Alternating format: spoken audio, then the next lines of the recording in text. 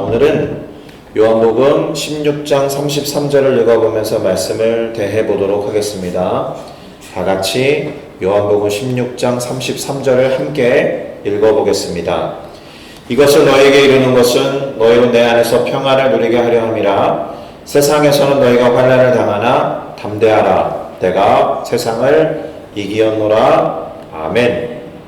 자, 저는 방금 함께 읽어본 요한복음 16장 33절 말씀을 가지고 승리하셨기 때문에 하실 수 있는 이야기, 이와 같은 제목으로 계속해서 이어왔던 요한복음 공부를 오늘도 지속해보면서 하나님이 주시는 깨달음을 얻어 우리의 삶에 적용하며 나아가고자 합니다. 물론 무엇이 더 중요하냐는 질문에는 쉽게 답하기가 어려울 정도로 우리의 삶에는 중요한 문제들이 승리만큼이나 많이 이어집니다. 그런데 여러분, 처음과 마지막이 중요하다는 말이 있습니다. 처음이 중요하냐 마지막이 중요하냐, 여기에 답하기가 쉽지는 않습니다. 그래서 그냥 대충 둘 다 중요하지, 또 그렇게 말하고 나면 과정은 또 얼마나 중요합니까? 이런 이야기를 할 때가 있습니다.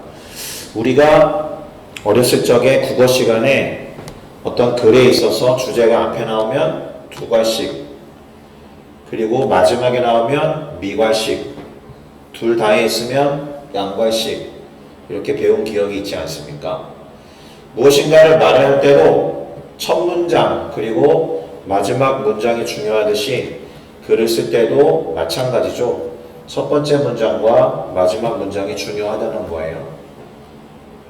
한국 사람 말은 끝까지 들어가야 된다라고 하면 주로 한국 사람의 말은 미괄식이구나 이렇게 생각될 때가 있고, 상대적으로 영어는 앞쪽에 포인트가 있지 않은가 이런 생각이 들 때도 좀 있습니다. 어쨌든 간에 그런 것을 통해서 보면은 처음과 마지막이 둘 다 중요한 것 같은데요. 그러면 이와 같이 첫 번째 또는 마지막 문장이 중요한 이유가 뭘까요?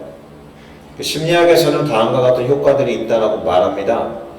초두 효과와 신근성 효과라는 게 있습니다. 첫인상이 중요하다고 말하는 이유를 설명하는 것이 초두 효과라고 합니다.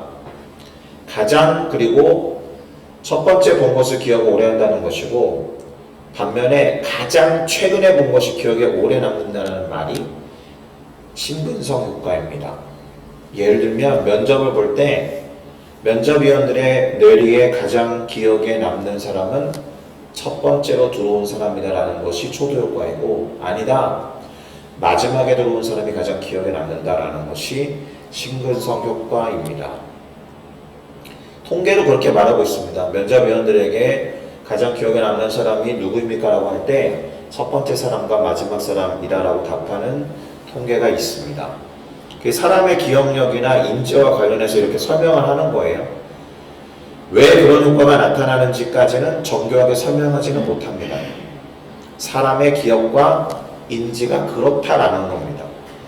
자, 어쨌든 우리가 읽고 묵상하는 성경책도 기본적으로 그리고 편지 형식을 취하는 경우가 많기 때문에 핵심 문장이나 구절이 앞에 있거나 또는 마지막에 있거나 하다는 것을 우리도 염두에 둘 필요가 있습니다. 그래 놓고 첫 번째와 마지막 구절 사이에 나머지 글들이 어떻게 배치되고 있고 그들의 역할이 무엇인지를 생각해 보면 구조적으로 조금은 말씀을 읽는 데 도움이 될 거다라는 생각이 듭니다.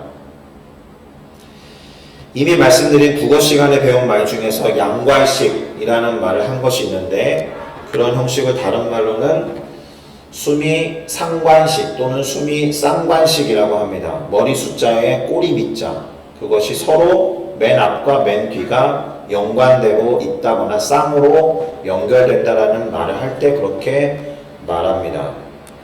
오늘 우리가 살펴보는 이 요한복음 16장이 바로 수미 상관 또는 수미 쌍관의 형식을 취하고 있어요.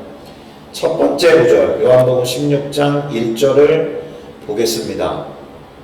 내가 이것을 너희에게 이르면 너희로 실족하지 않게 하려 함이니, 이렇게 기록하고 있거든요. 예수님께서 제자들에게 요한복음 16장의 여러 이야기들을 꺼내시면서 처음으로 하신 말씀이 이겁니다. 그러니까 수미 상관 또는 수미 쌍관이라고 했으니까 마지막 구절도 이거랑 유사하겠죠. 요한복음 16장의 마지막 구절이 33절인데 오늘 설교 본문이었습니다. 한 번 더 읽어드리면 이렇게 되겠죠. 이것을 너에게 이루는 것은 너희로 내 안에서 평안을 누리게 하려 함이라. 세상에서는 너희가 환난을 당하거나 담대하라. 내가 세상을 이기었노라. 이렇게 말씀하셔서 첫 번째 구절과 그 내용이 생각보다 많이 겹쳐 있고 유사한 말씀으로 하신 것이다 라고 이해가 됩니다. 그러면 가운데를 다 속속들이 살피지 않아도 예수님께서 요한복음 16장에서 말씀하신 것은 이거겠구나 라고 요약을 할 수 있죠. 그래서 요약을 해보면 이렇게 될 겁니다. 실족할 만한 일이나 환난이 있을 것이다. 누구한테요? 예수님의 제자들과 예수님의 사람들에게. 그러나 예수님이 원하시는 바는 그들이 실족하지 않고 담대할 뿐만 아니라 평안을 누리는 것에 있다. 이유가 뭐라는 거예요? 당신께서 세상을 이기고 승리하셨기 때문이다 라는 겁니다. 자, 여러분, 그런데 환난이나 어려움이 닥쳐왔을 때 실족하지 않고 낙심하지 않기가 쉽습니까? 결코 쉽지 않습니다. 기뻐할 수도 없잖아요. 이게 나중에 승리한다라고 해도 각각의 전투는 여전히 실전이고 여전히 현실인데 큰 전쟁에서 이겼다라고 해서 그 사이사이에 들어가 있는 전투가 왜 안 괴롭겠습니까? 그래서 예수님이 하신 말씀을 잘 보시면 기뻐하라고 하신 게 아니에요. 실족하지 말고 낙심하지 말라라고 하신 거죠. 결국 이기게 될 테니 질 것을 염려하지 말고 안심해. 이렇게 말씀하신 것과 같습니다. 전쟁이 큰 개념이죠. 그리고 그 안에 작은 전투들이 있죠. 그리고 전투들 중에서 가장 막판에 이루어진 전투가 게릴라전이죠. 전쟁에서 진 적들이 도망가면서 발악하는 게 게릴라전이죠. 마치 그와 같은 이야기를 한 것과 같습니다. 그래도 질문은 여전히 남죠. 무슨 말일까요? 왜 예수님은 제자들이나 당신의 사람들이 실족할 수도 있고 환난을 당할 거다라고 말씀하셨느냐? 당신이 승리하셨음에도 불구하고 일단 요한복음 16장에 나온 바에 따르면 예수님이 떠나가실 것이기 때문에 나타나는 일들인 것처럼 보입니다. 그리고 요한복음 16장에는 예수님의 제자들과 당신의 사람들을 떠나실 것에 대해서 4차례 이상 기록된 것을 확인할 수 있습니다. 내가 너희와 함께 있었음이라 이렇게 말씀하셔서 과거형으로 말씀하셨으니까 지금 또는 앞으로는 떠날 거야 이런 뜻이 되는 것이고, 지금 내가 나를 보내신 이에게로 가는데 이렇게 말씀하셔서 어디로 가는지 묻는 자가 없다라고도 하셨습니다. 그러나 내가 너희에게 실상을 말하노니 내가 떠나가는 것이 너희에게 유익이라 라고도 하셔서 떠남에 대해서 제법 명확히 말씀하셨습니다. 마지막으로 조금 있으면 너희가 나를 보지 못하겠다라고 하셔서 대단히 명확하게 말씀하신 것을 확인할 수 있습니다. 그러면 또 하나의 질문을 떠올려 볼 수가 있습니다. 그렇다면 예수님은 왜 당신이 떠나감에도 불구하고 당신의 사람들이 평안하고 실족하지 않을 수 있다라고 말씀하셨을까? 제자들은 예수님이 떠나가는 것을 걱정하고 근심한 것 같습니다. 그래도 안심해라 이렇게 말씀하셨다라는 것에 대해서는 이유가 있다라는 거죠. 당신의 떠나가는 것이 최종적인 상태가 아니기 때문에 그럴 겁니다. 육체적이고 피지컬한 어떤 물리적인 떠남이 그리고 그러한 공백이 사람의 마음을 좌지우지할 수 없다는 말과 같습니다. 사실은 우리도 누군가와 헤어지고 그리고 떨어지고 그러면 마음이 헛헛하고 허무감이 되어서 낙담이 되기도 합니다. 저희 교회에 5박 6일 동안 와 있었던 단기 선교팀이 있었습니다. 그리고 한 달 동안 실습을 하러 온 한동대 대학생들이 있었습니다. 그 친구들이 어저께 동시에 떠났습니다. 한 팀은 새벽에 갔고 한 팀은 오후에 갔어요. 12시간 간격으로. 두 번 다 공항에 나가서 배웅했습니다. 5박 6일 동안 함께 했던 친구들하고는 정말 5박 6일 동안 함께 했고, 한 달 동안 있었던 친구들은 공교롭게도 주일에 5번이어서 주일마다 와서, 또 어떤 친구는 성가대로, 그 다음에 악기 연주로 같이 돕고 섬기면서 함께 예배했던 친구들이니까 정이 많이 들었는지 그들을 떠나보내고 공교롭게도 계속 교회에 왔거든요. 새벽에도 교회 왔고, 오후에도 떠나보내고 저녁 시간에 교회 왔고. 교회 오면 늘 제가 혼자 있을 때가 많은데 유독 어제는 헛헛하고 허무하더라라는 거예요. 물론 그 감정이 계속 남아있었던 것은 아닙니다. 그들과 함께 했던 것도 일상이고 현실이었고, 그들이 떠나간 지금의 상태도 일상이고 현실이기 때문에 이것을 어떻게 대하느냐에 달려있는 부분이지, 그 감정에 그렇게 오래 머물러 있을 필요는 없었던 거죠. 아쉬울 따름입니다.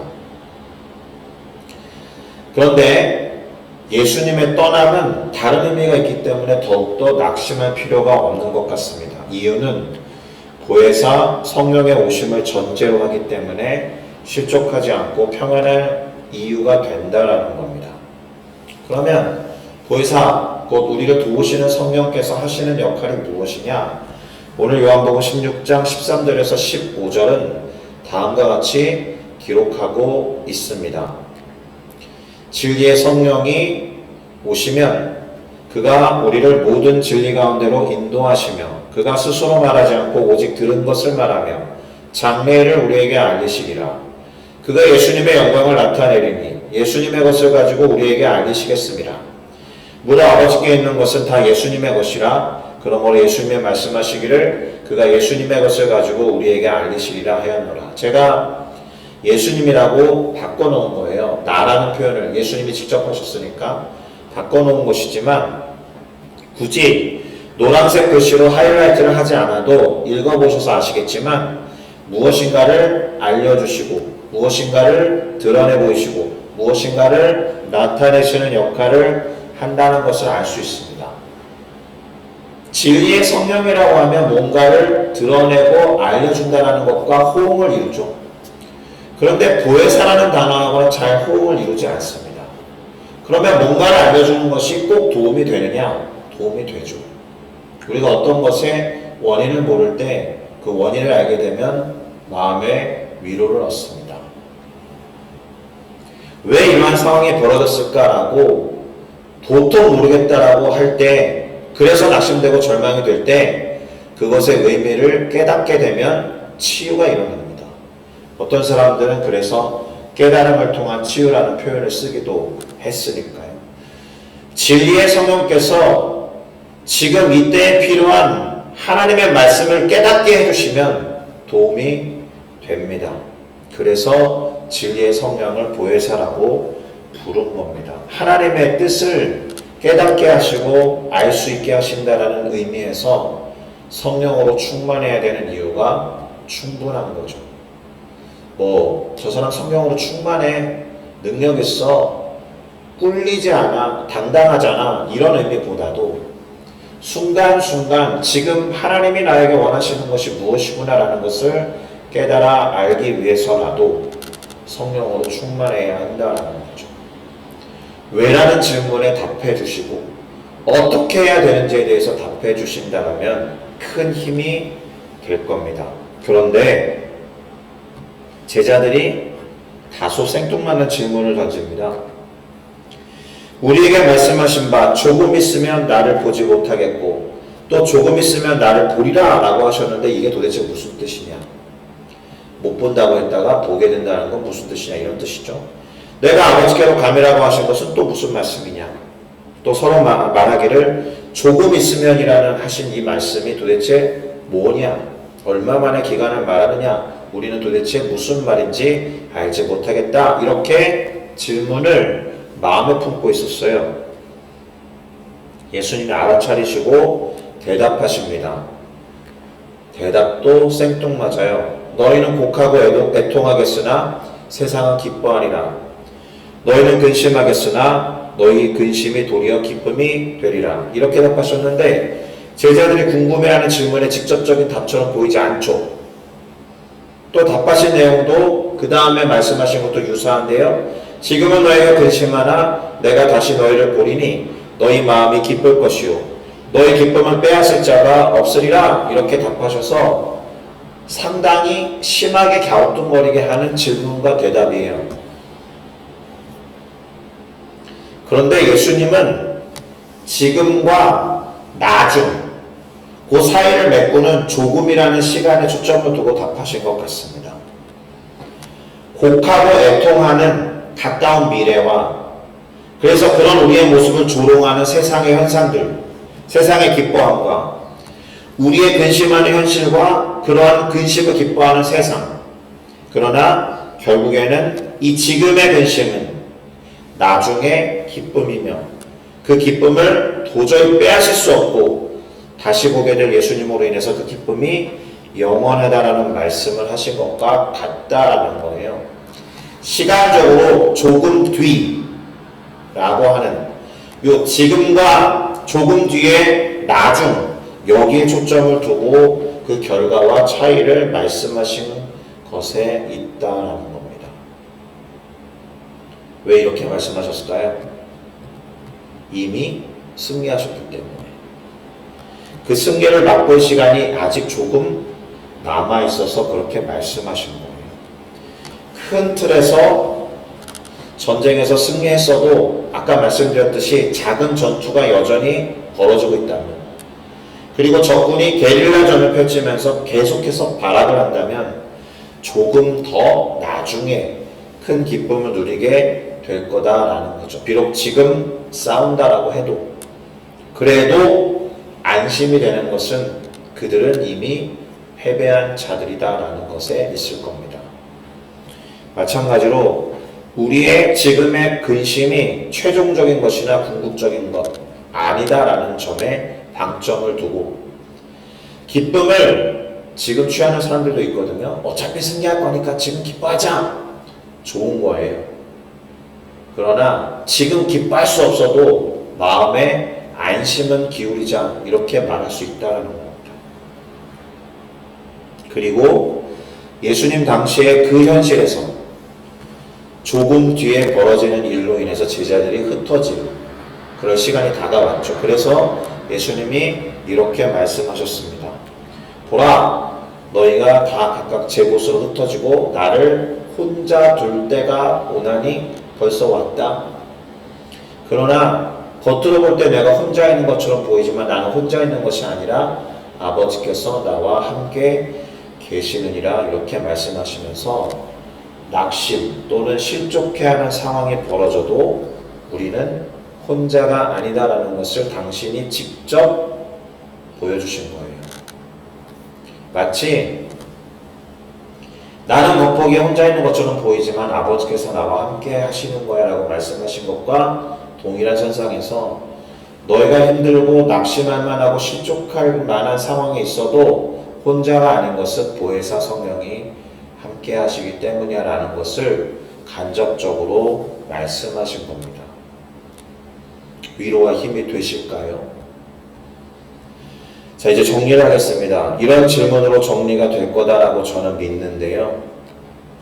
앞서가신 예수님이나 이미 모든 것을 다 알고 계신 하나님이 하신 말씀이라면 그거는 마치 지금의 내가 20년 전에 힘들어했던 과거의 나에게 하는 말과 유사할 겁니다. 그 시기를 지나고 돌아볼 수 있는 사람이 과거의 그 사람에게 하는 말과 유사할 거예요. 앞서가신 예수님과 이미 다 알고 계신 하나님의 말씀이라면 지나고 나면은 야 그때 뭐 그리 힘들어했나 싶어서 하는 말과 다르지 않을 겁니다. 그 그 힘듦을 이미 이겨냈고 여기에 와 있으니까. 시간축으로 설명하면 그렇다라는 거예요. 승리하신 예수님이 우리가 실족하지 않기를 바라는 마음에서 말씀하셨다라면, 그래서 그분께서, 다 아시는 그분께서, 승리하신 그분께서 담대하라고 하시면서 평안을 누리게 하려고 한다고 말씀하신 거라면, 게다가 중간중간에 그런 순간순간마다 이것의 의미가 무엇인지 알려주시는 진리의 성령께서 함께 하신다라고 하고 그분이 보내신 거다라고 한다면, 지금의 어려움과 곧 닥칠 실족할 만한 상황을 대하는 우리들의 태도는 어떠해야 할까? 이 질문을 던져보는 것이 요한복음 16장의 핵심 내용이 되겠습니다. 그런데 답을 첫 번째 꼭지와 마지막 꼭지에다가 동일하게 적어 놓으셨다는 겁니다. 이것을 어떻게 받아들이고 어떻게 내 삶에 적용할 것인가는 우리들의 몫입니다. 성령께서 우리를 도우셔서 어떻게 적용할 것인지를 강권적으로 끌어당기시고 인도하시면 조금 나을 겁니다. 그래서 성령의 충만을 놓고 기도해야 하는 것이고, 이미 내 안에 주어진 성령의 인도하심을 받아야 할 거다라고 믿습니다. 할렐루야. 다 알고 계신 분이 그렇게 말씀하셨다. 그렇다면 그분을 믿는 만큼, 그분의 말씀이 진리라고 여기면 여기는 만큼 내 삶에 적용될 것이다 라고 믿습니다. 그렇게 믿을 수 있도록 기도하시고 시퍼렇게 살아있는 진리로 우리의 삶을 주장하시도록 간구하면서 나아가셨으면 좋겠습니다. 기도하시겠습니다.